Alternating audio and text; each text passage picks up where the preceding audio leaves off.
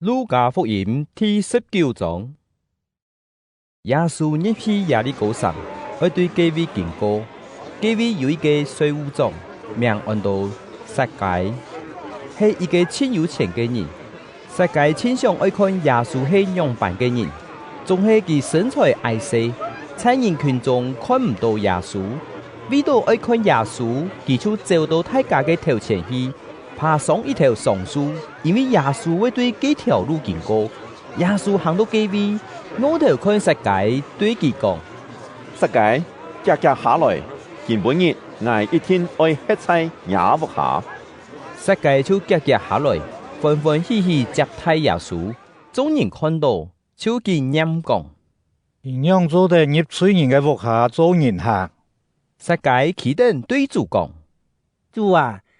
我將我嘅財產本一般本窮苦人，我拿出靠罵人嘅油，我就賠佢四批。耶穌對佢講：今本日救恩臨到這家嚟，因為這個人同樣也係亞伯拉罕嘅子孫，人子來係愛尋迷失嘅人來救佢。大家見聽這條話，耶穌又對佢哋講另外一個比喻，這時。耶穌已經會到耶路撒冷，大家諗到上帝嘅國臨時就會出現咧，所以耶穌講：有一個貴族愛去驗房，接受腓力做王，然後將倒轉來。出外以前，佢喊十個僕人來，得撒本一隻銀幣，對佢哋講：我無財嘅時，你哋拿兩個錢去做生意。其本國嘅人一出怨恨佢，就派使者停在佢嘅後面，講：我哋無愛呢個人做我哋嘅王。佢貴族接受腓力做王轉來以後，即時吩咐人喊佢哋兩銀幣嘅僕人來佢嘅面前，愛啲佢哋得撒做生意傳佢道。頭一個來講，主人。我用你本我嘅銀幣傳到10隻銀幣，眾人講：真好，你係一個好僕人。你既然在細細嘅事項中心，我愛委派你管理10座城。聽你嘅僕人來講，眾人，我用你本我嘅銀幣傳到5隻銀幣，眾人講：你也愛管5座城。又有一個僕人來講，眾人。你嘅銀幣在兩位，我用樹帕將佢包到好好。我一直講你，因為你係一個厲害嘅人，無病嘅你也愛數，無種嘅你也愛割。主人對佢講：你這個壞僕人啊！我愛用你自家嘅話來聽你嘅嘴。你既然知我係一個厲害嘅人，無病嘅我也愛數，無種嘅。我也愛割，哎樣，你做乜嘅唔將我嘅錢放在銀行，等我轉來嘅時，做得連本帶利數轉來呢？佢就對企在船頭嘅人講，將佢嘅銀幣拿本嘅有10隻銀幣嘅僕人，佢就對佢講：主人，佢已經有10隻銀幣咧。主人講：我老你都講，已經有嘅，愛本佢限卡到，無嘅。連其所有嘅一絲絲嘅也愛搶走，還有叫做對天無愛愛做王來趕佢哋，將佢哋帶來，在我嘅面前處死。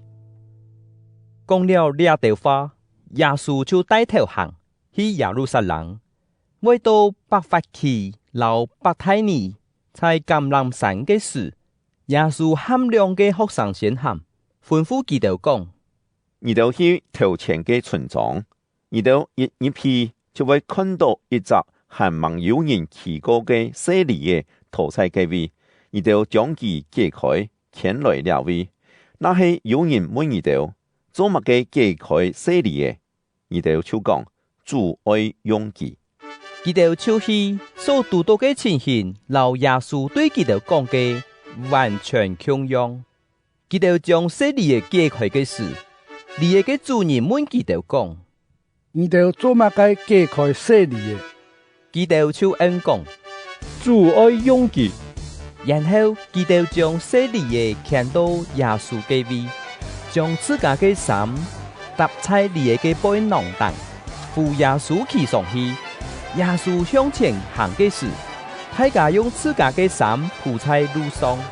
佢行未到耶路撒冷，愛對橄欖山嘅山牌下去嘅時，歸村學生因為所看過嘅一切奇事，就歡喜感謝上帝。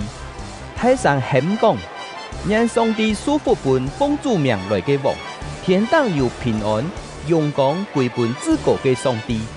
人群中有幾個法利賽人對耶穌講：先生，你愛接聘你嘅學生，喊佢哋人講。耶穌應講：我老二條講，二條那係唔出聲，兩條石頭就會喊起來。去耶路撒冷嘅時，耶穌看到嘅神，就為到佢叫講：你見本日那係啲，幾條有關你和平嘅事就好嚟。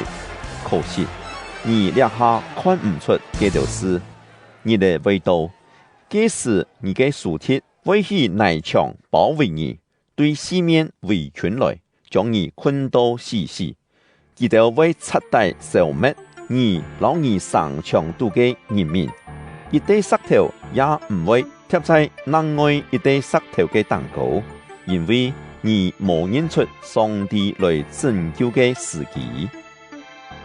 耶穌一入升天，就將做神理嘅人腳出去，對佢哋講：聖經記載上帝嘅話講，我嘅升天愛做祈禱嘅天，伊就撒將佢變做赤道。